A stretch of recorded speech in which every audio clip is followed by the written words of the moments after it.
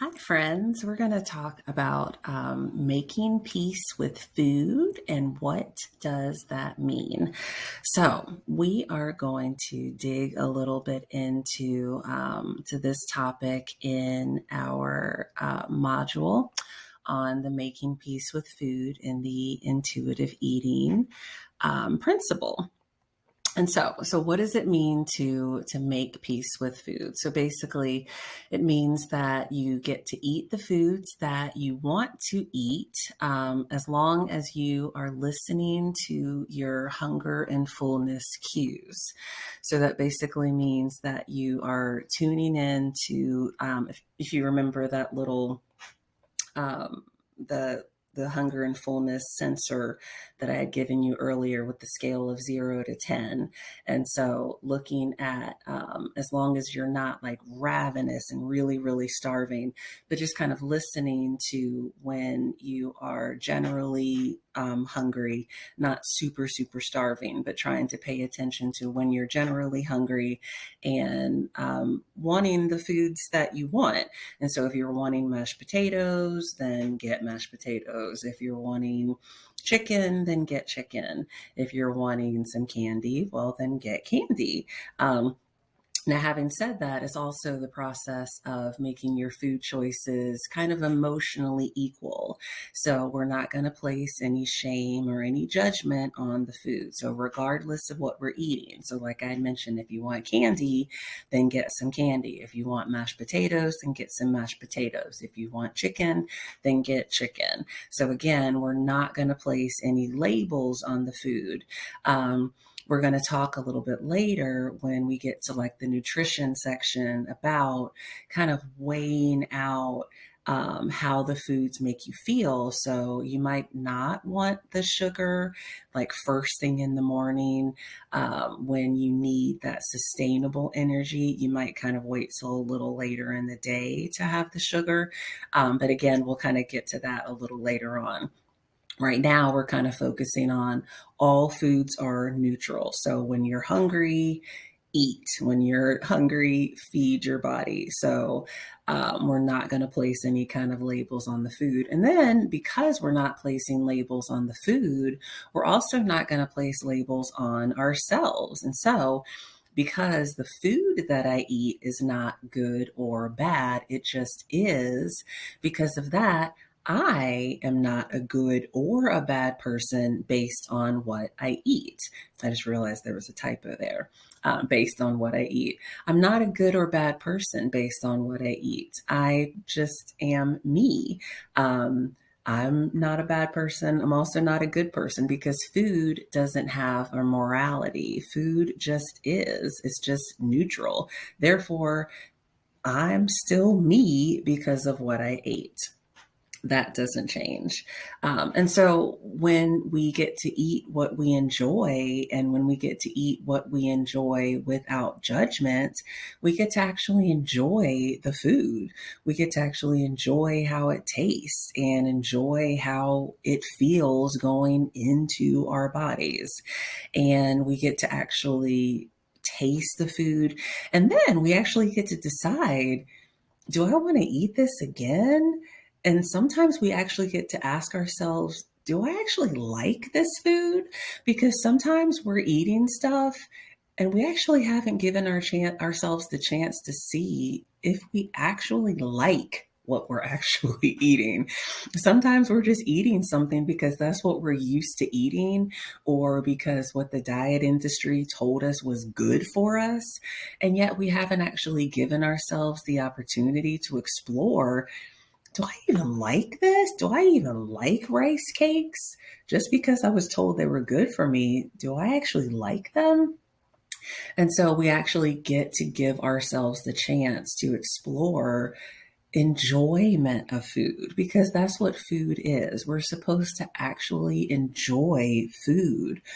Mind blowing stuff, I know.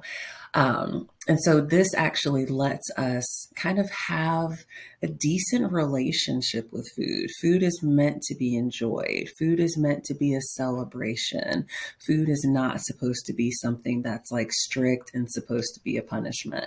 And then finally, making peace with food, we actually get to ask ourselves, because we're relaxing these rules, we're taking off all of the rules and constrainment and restriction, and so now we have some freedom here. Now we get to actually ask ourselves, if I can have it at any time, do I actually want it now? We get to actually sit with that question. And I remember when I was kind of in the throes of diet culture, I remember having like a sense of urgency. Like if I carrot cake was my jam. And I remember thinking to myself, I have to have it now. I have to have it before the day ends, because if I have it before the day ends, then I can get it in before the hours change over, because when the clock hits midnight, then the new day starts, and then my new diet starts the next day. So if I can get it in now, and then it all kind of counts today in my bad eating day. And so I can go ahead and get it in now. So there was always this sense of urgency I remember having when I was in this kind of diet mentality. And so when I finally started like relaxing these rules around food, I finally started asking myself, well, now that the pressure's off, if I can have this food at any time, do I actually want it right now? And sometimes the answer was no, because I wasn't always in a hurry anymore. I didn't have that sense of urgency that I used to have before, because I had to get it in real fast before the clock struck midnight. I felt like Cinderella and I had to get it in.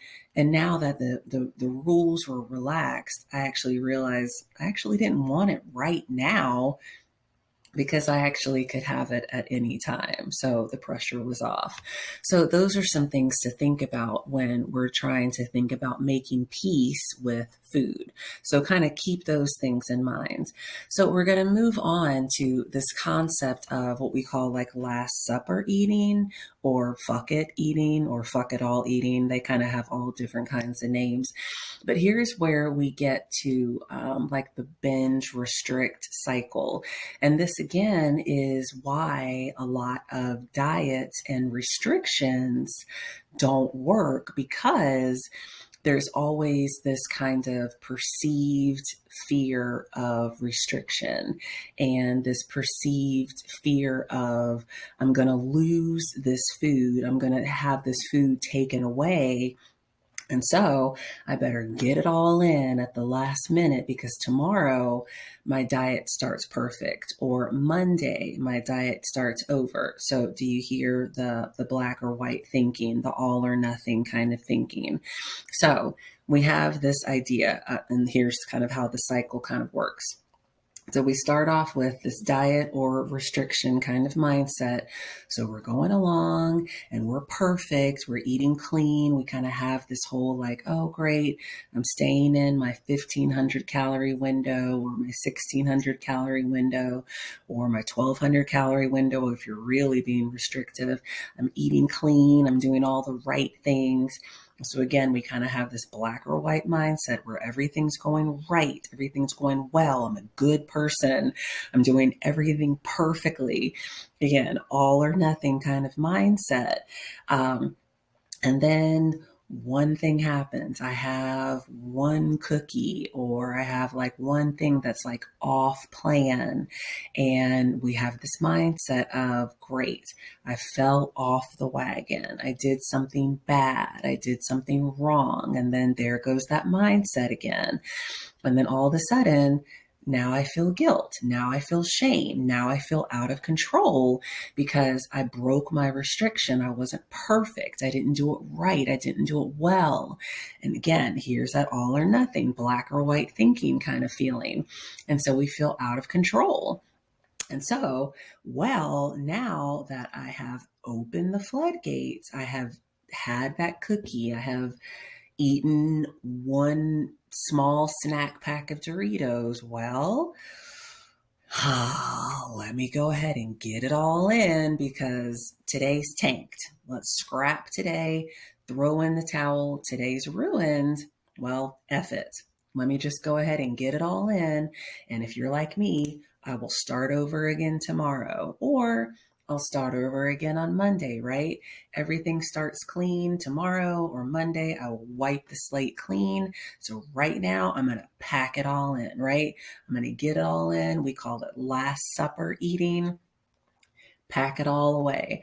And so I'm going to go on a binge. I'm going to start looking for all the possible things that I can shove in my mouth because I got to get it all in before tomorrow, before the clock strikes 12. Because tomorrow I got to start back again with this all or nothing mindset. And I got to start all over again, back to my diet and restriction.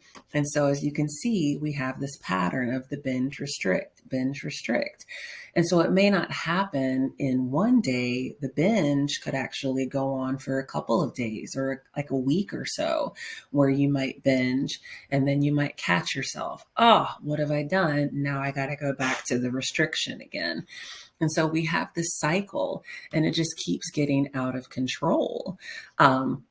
And that's why we have this Last Supper eating with this all or nothing mindset.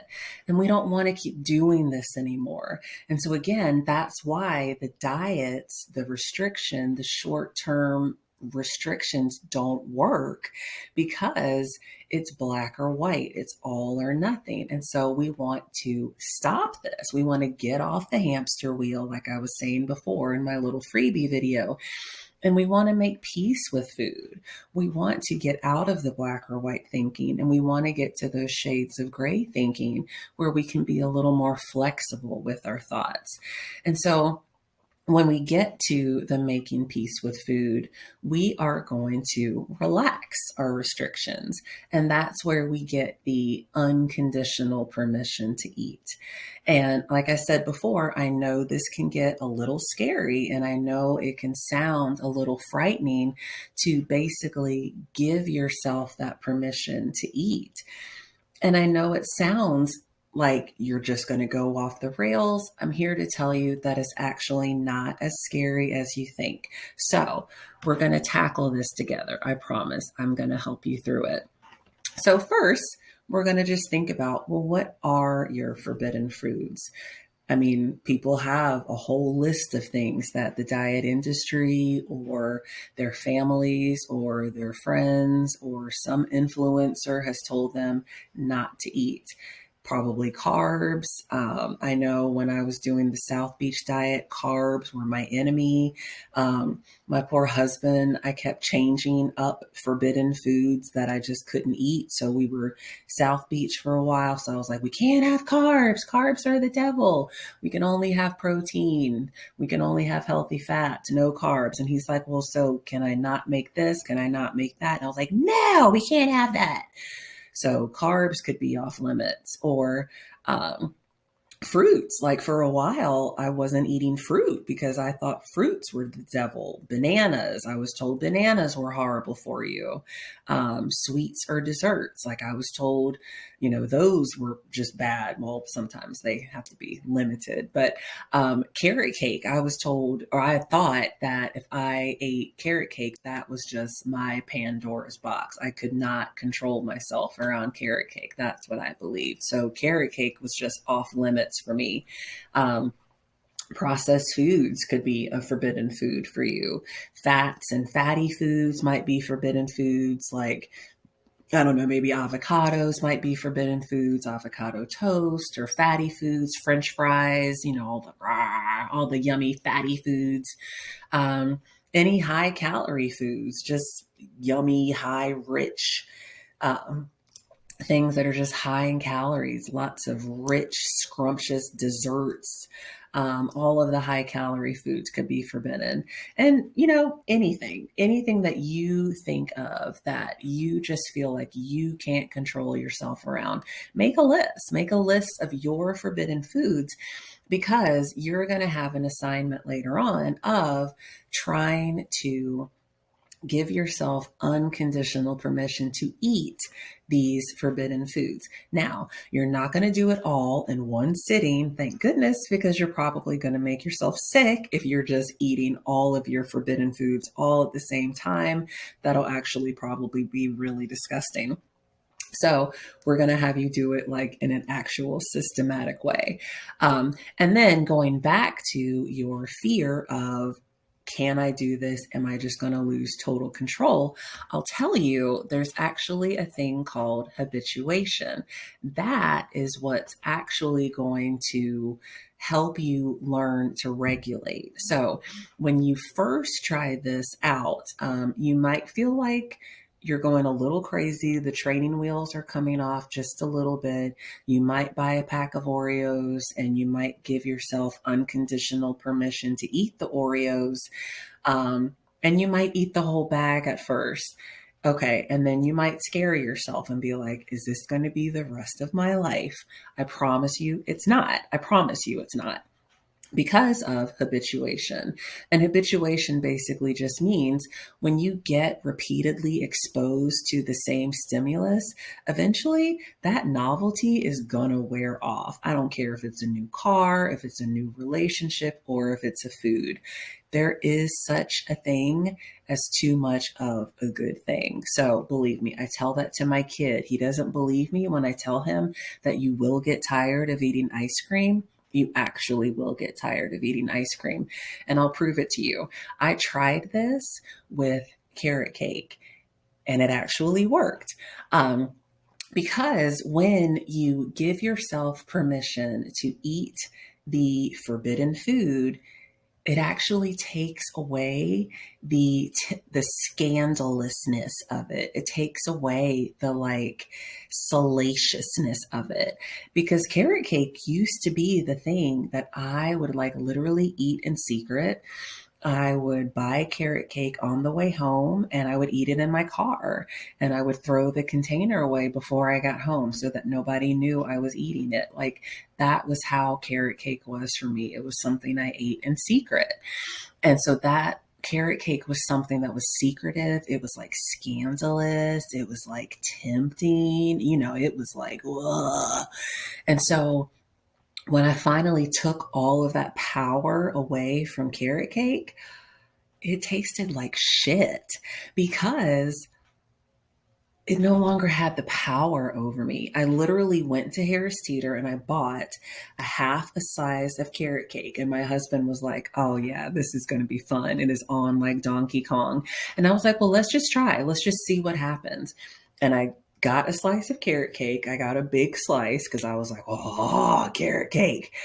And I bit into a slice. It was like Tuesday at like 11 o'clock in the morning. So I gave myself full permission to eat it whenever I wanted. And I took the first bite of carrot cake and it tasted horrible. And I was so mad. I tasted the butter. I tasted the sugar. I tasted the ingredients and I was pissed because I wanted to taste the scandalous deliciousness of the carrot cake. And it was such a letdown because I just tasted the ingredients. Ugh. And I gave the rest of the cake to my husband because I couldn't finish it. And he was so surprised. He was like, what happened? And I was like, I don't want it anymore. He was like, what? And I was like, yep, lost my taste for it. And honestly, ever since that experiment, I'm trying to think now, I've had like a few slices of carrot cake ever since, and it hasn't really been the same now that I think about it. It hasn't tasted the same since. I think intuitive eating has ruined carrot cake for me. I just realized that. Thanks a lot, intuitive eating. Man, I'm going to get them for that. And yet that's what happens. It just kind of like killed my taste for sweets. It just doesn't taste as like scandalous for me because the novelty was gone. The temptation was gone because I gave myself full permission to eat it. Ruined it for me. So there is too much There is such a thing as too much of a good thing. And then one more example is I worked at a cookie shop when I was a teenager. And I remember my dad used to literally stand by the door waiting like a puppy for me to bring home a bag of broken cookies. And so for 2 weeks, we ate nothing but cookies, like nothing but greasy cookies. And then after those 2 weeks of eating nothing but cookies, I didn't touch another cookie. And I worked at that cookie store for 2 years in high school. Couldn't stand cookies. And even now to this day, I'm not a big fan of cookies. I'm not interested because the novelty wore off. So again, habituation actually works, I promise. So we're going to have that as an assignment a little bit later on. So again, I'm going to address some common fears that you might have when we get to this homework assignment.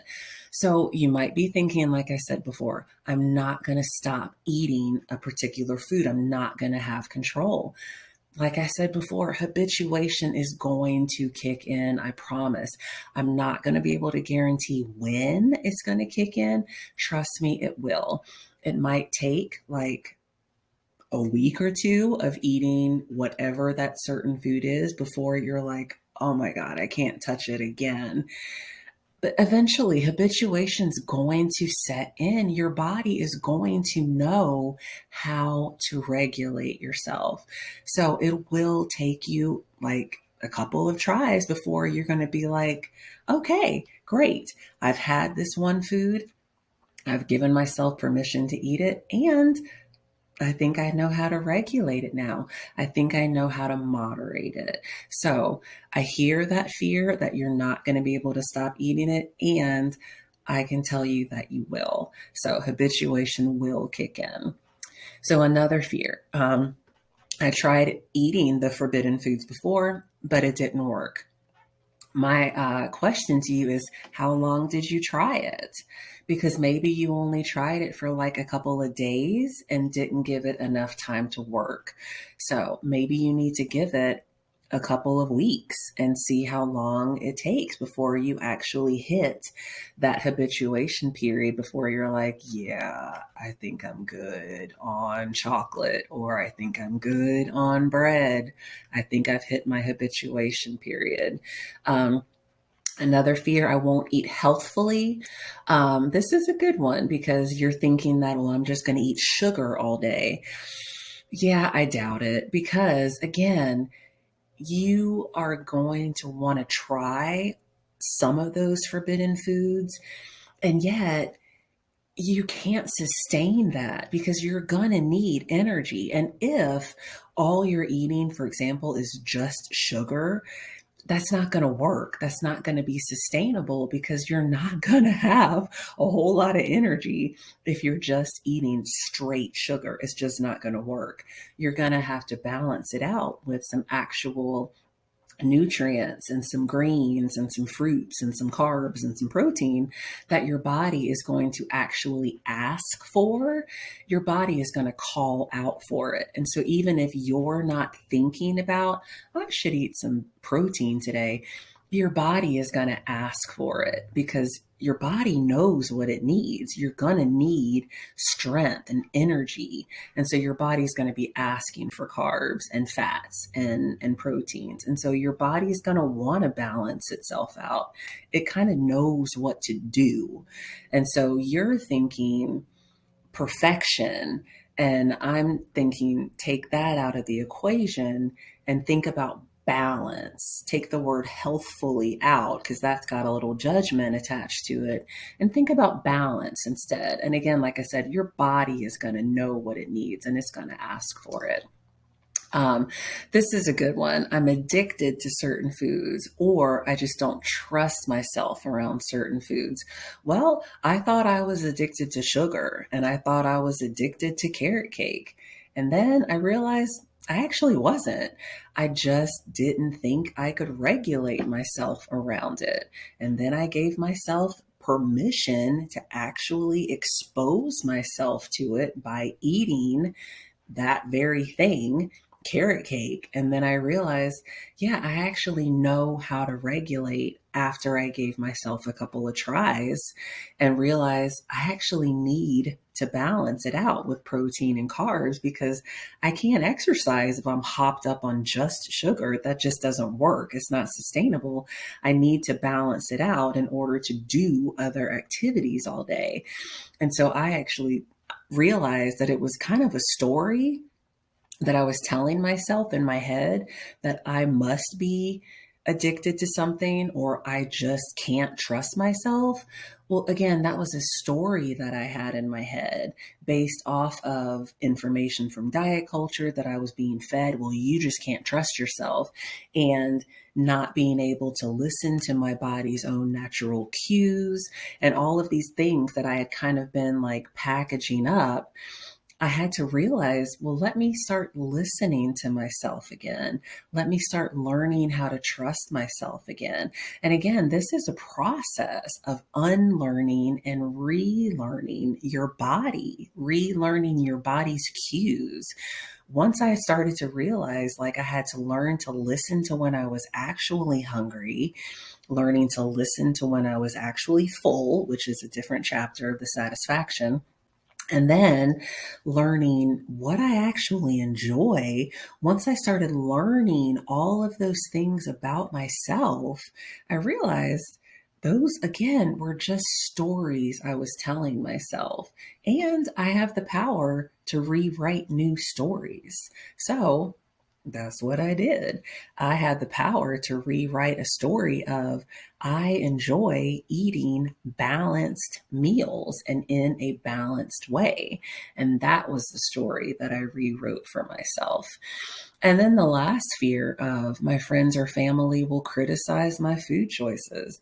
My response is, and yeah, what? And so okay, they probably aren't going to understand it. That's really not your responsibility anyway. For a while, I didn't really tell a lot of people that I was doing this because I didn't really understand how to explain what I was doing in the first place. So I kind of kept it to myself. And then once I got more education on what I was doing, I started telling people what I was doing. And of course, they made fun of me. Of course, they said, oh, well, you're just going to eat junk all day long. And I was like, well, actually, let me tell you a little bit about what this means. One time, I think my husband actually made an announcement at Thanksgiving that Lamparo's intuitively eating, and everybody decided to stop and stare. And I didn't really feel like I wanted to tell everybody at Thanksgiving what intuitive eating was all about. So I just said, yeah, if you want to know more about it, I'll be happy to tell you about it later, and just kind of shut it down. So if your friends and family give you a hard time, who cares? That's really more their issue than it is your issue. And so easier said than done. Let that be their problem and not yours. So we will talk a little bit more about this and about kind of what your homework is and how you're going to practice it a little bit later. But I just kind of wanted to kind of walk you all through kind of what this making peace with food information was all about. So thanks a lot, and I'll see you all in a little while.